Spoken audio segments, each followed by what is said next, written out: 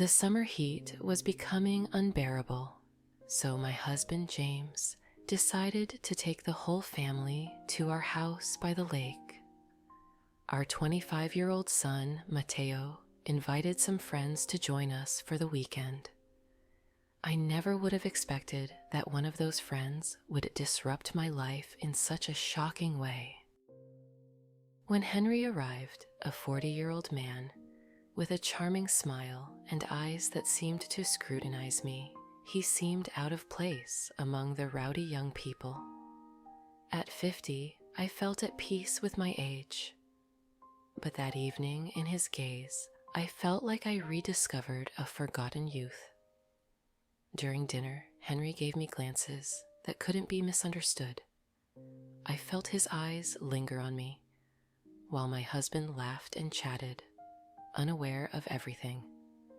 Though I said nothing, a dangerous sense of excitement grew within me. It wasn't the first time a man showed interest in me, but there was something different about Henry. Something forbidden and irresistible. After dinner, William and the other boys moved to the garden to drink and joke around. I stayed inside to clean up the kitchen, and just then Henry came in, offering to help me. His movements were slow and deliberate, as if he wanted to extend that moment between us. "You're beautiful, you know," he suddenly whispered. I froze, feeling my heart race. The words were simple, but the way he said them made me feel like I was the only woman in the world. The following days were tormenting, seemed to be everywhere: a chance encounter in the hallway, a mischievous smile when no one was looking, a light brush of his hand. Every small contact sent shivers through me. I was confused and torn. On one side was James, my husband of 30 years, the person I had always relied on. On the other side was this overwhelming new emotion, a fire I couldn't control. One afternoon, while everyone was out swimming in the lake, Henry found me on the terrace. We were alone, and I could smell his skin. Desire burned inside me. "We can't, it's wrong," I whispered, but my voice was weak, almost pleading. "Sometimes the wrong things are the ones we desire most," he replied with an enigmatic smile. That evening, Henry began a dangerous game. Every time we were alone, he found an excuse to touch me or whisper something. There was never anything explicit, but it felt like we were both walking a tightrope, knowing that one wrong step would send us tumbling into the void. My husband and son suspected nothing. I had become good at hiding my emotions. But inside me, the chaos grew. Every night, I tossed and turned in bed, while James slept beside me, unaware of everything. The thought of Henry gave me no peace. One day, while William was busy with a work video call, Henry sent me a message on my phone. "I need to see you now." My heart raced. I knew I was playing with fire, but I couldn't stop myself. Without a second thought, I headed to the guest house at the end of the garden, where Henry was waiting. As soon as I entered, he grabbed my wrist and looked at me intensely. "You shouldn't feel guilty," he said in a low voice. "I know what you feel, and I know you want it too." His closeness was electrifying, and for a moment I thought everything would end there, in a stolen kiss. But just as something was about to happen, the door suddenly opened. William stood there, motionless, with an indecipherable expression on his face. My heart seemed to stop. "What are you doing here?" my son asked, with a tone mixed with curiosity and suspicion. In a panic, I improvised. "We were just discussing the surprise for your birthday." Henry, with incredible calm, nodded. Exactly. Your mother was helping me choose the perfect gift. William stared at us for a moment, then shrugged and walked away, leaving us alone with our secret. I laughed nervously as Henry gave me a knowing smile. You're dangerous, he murmured, but I like you. Then something unexpected happened. One evening, while James and William were out, Henry left a note under my door. Come to the boat now. I hesitated for a moment, aware that going meant surrendering completely, but the pull was too strong. I slipped on my shoes and walked to the dock, my heart pounding. When I arrived, the lake was calm and silent. Henry's boat rocked gently on the water, illuminated only by the moon. He was there, sitting on the edge, with a bottle of wine and the 2 glasses. As soon as he saw me, a slow smile spread across his face. I knew you would come, he said, pouring the wine. I sat next to him, my heart still in turmoil. We were alone, far from the eyes of my husband and son. The world seemed to have stopped. Henry looked at me with a dangerous calm, as if there was no risk, as if what we were doing was the most natural thing in the world. Why you? I whispered, looking into his eyes. It was a simple question, but the answer I sought was complex. Because with you, I feel alive, he replied, moving just a little closer. There was no contact. Not yet. But his hand brushed mine, and that small gesture took my breath away. Nothing explicit had yet happened between me and Henry, and yet something in me had already changed. I was restless, as if the mere thought of him had made me a different person. That night, as I slipped under the covers, James looked at me with curiosity. You've been acting strange lately, he said, in a tone more curious than accusatory. Is everything okay? Yes, of course. Just a little tired, I replied, with a forced smile, but my heart was pounding. I could feel his gaze on me, as if he could read my thoughts. I turned the other way, trying to ignore the feeling that something was slipping out of control. The more I tried to suppress thoughts of Henry, the stronger my desire to see him grew. The next day, William pulled me aside. Mom, is everything okay with Henry? You two seem very in sync, he said, smiling. I felt my face flush. Oh, he's just your friend. We talk about normal things. I tried to minimize. William laughed. Careful though, he's a charming guy. I wouldn't want to have to beat him up for hitting on my mom. I laughed awkwardly, but those words hit me like a warning. We were playing a dangerous game, and Matteo, even unknowingly, had sensed something he wasn't supposed to see. That evening, Henry organized a sunset barbecue on the boat and invited everyone.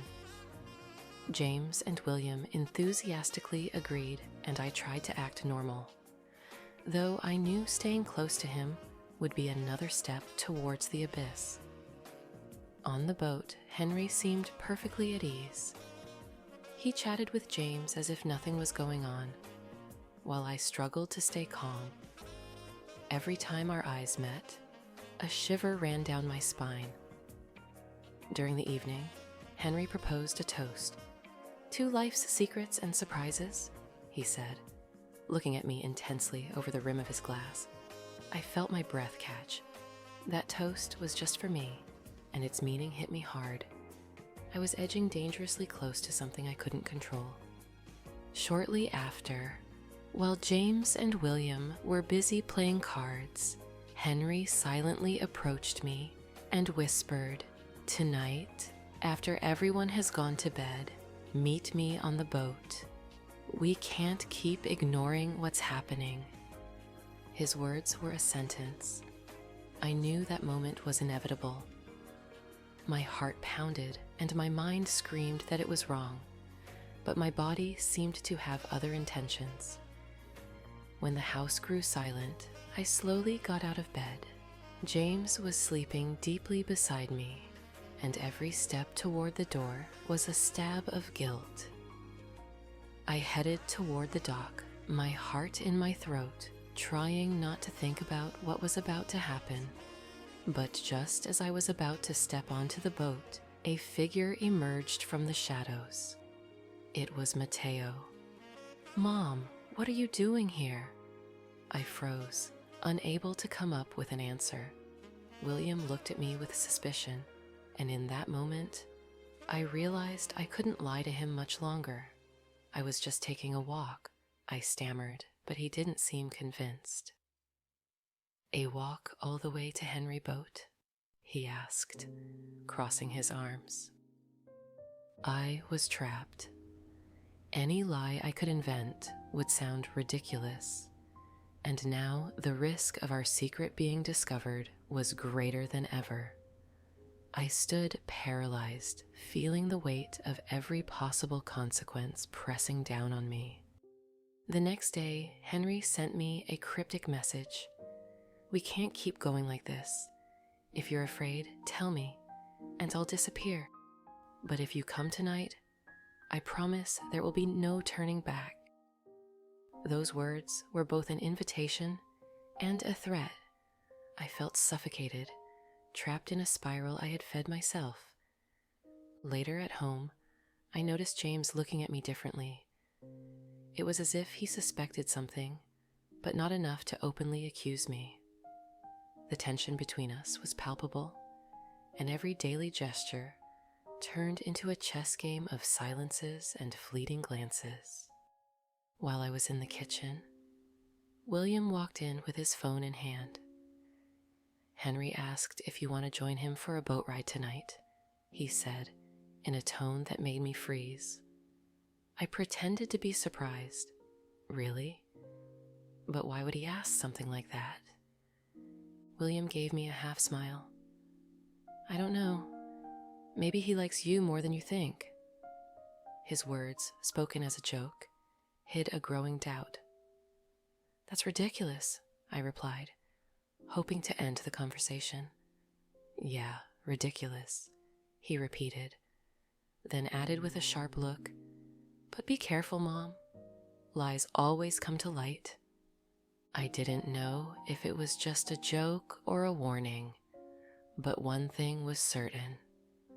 I was walking on a minefield, and every misstep could blow everything up. That night, the silence in the house was unbearable. James slept deeply beside me, unaware of the volcano of emotions boiling inside me. I got out of bed quietly, my heart in my throat and my body in turmoil. Every fiber of my being screamed that I shouldn't do it, but my legs moved on their own. I tiptoed through the house, trying not to wake anyone, and reached the dock. Henry's boat rocked gently on the water, wrapped in darkness and the silence of the night. He was there, standing with his arms crossed, and a look that said everything. "You were ready for this moment," he whispered, holding out his hand. I stepped aboard without saying a word. The air was heavy, as if the whole world was suspended in that moment of anticipation. Henry pulled me toward him, and my body, almost unwillingly, responded to his call. His hands grazed my hips, gentle but firm. It was as if everything shattered in that instant. Henry slowly leaned in, and his lips brushed mine with a disarming delicacy. The first kiss was soft, exploratory, but enough to extinguish every doubt that still tormented me. There was no longer room for rational thoughts or guilt. The outside world, with its rules and conventions, was far away. In that moment, there was only the two of us, wrapped in the night's darkness and the scent of water. "There's no turning back now," I whispered as his hands became bolder. "I don't want to," he replied, holding me with strength and passion. We lay down on the boat's bunk where every touch seemed amplified. His hands explored my skin as if he wanted to memorize every curve, every breath. It was as if everything I had held back until then exploded, releasing a desire I didn't know I had. The water around us swayed gently, as if cradling that moment of total surrender. I felt finally free, even though I knew that freedom would come at a very high price. When it was over, we remained silent, listening only to the sound of water against the hull of the boat. The guilt began to creep in, but it was distant, like a shadow I couldn't yet face. Henry stroked my hair, relaxed, as if nothing in the world could disturb that calm. I, on the other hand, knew that reality would soon catch up with us. "And now?" I asked, breaking the silence. "Let's live this moment," he replied. "We'll face the rest tomorrow." I knew he was right. The betrayal was complete, and with it, I had crossed a line I never thought I would. When I returned home, dawn was beginning to tint the sky pink and orange. I felt empty, as if every emotion had been left on that boat with Henry. I walked silently through the hallway, trying not to make any noise. But as soon as I entered the bedroom, I found James awake. He was sitting on the edge of the bed, arms crossed, his gaze fixed on me. His face was expressionless, but his eyes betrayed an awareness that froze my blood. "Have you been with him?" he asked, not needing confirmation. My world collapsed in that instant. He knew everything. There was no point in denying it, and by then it would have been useless. "Yes," I whispered, my voice barely audible, feeling tears burn behind my eyes. James stood up slowly, as if every movement was weighed down by pain. "I've known for a while," he said. "I saw the way you looked at him. I just hoped you wouldn't take that step." His words were like daggers to my heart. I would have preferred shouting, anger, anything instead of that resigned calm. "It was a mistake," I tried to explain, though I knew how useless that was. "A mistake you chose," he replied, without raising his voice. "And now, what do you intend to do?" I didn't have an answer. I didn't even know what I wanted. Part of me wanted to beg for forgiveness, while another part wondered if that moment on the boat had in the end been a liberation. James took a deep breath, as if preparing for something painful.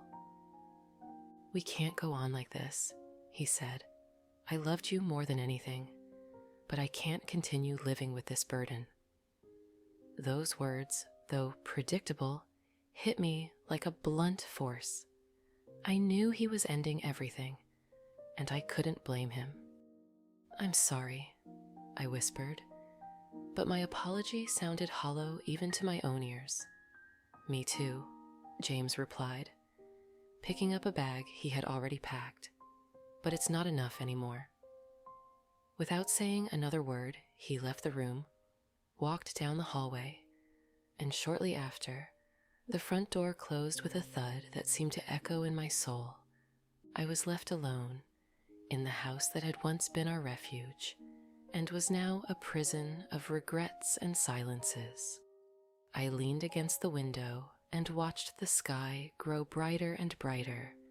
The day was beginning, as if nothing had happened, but inside me, I knew that nothing would ever be the same again. In the days that followed, I tried to move on, but life seemed to slip through my fingers. Henry sent me a few messages, but I didn't respond.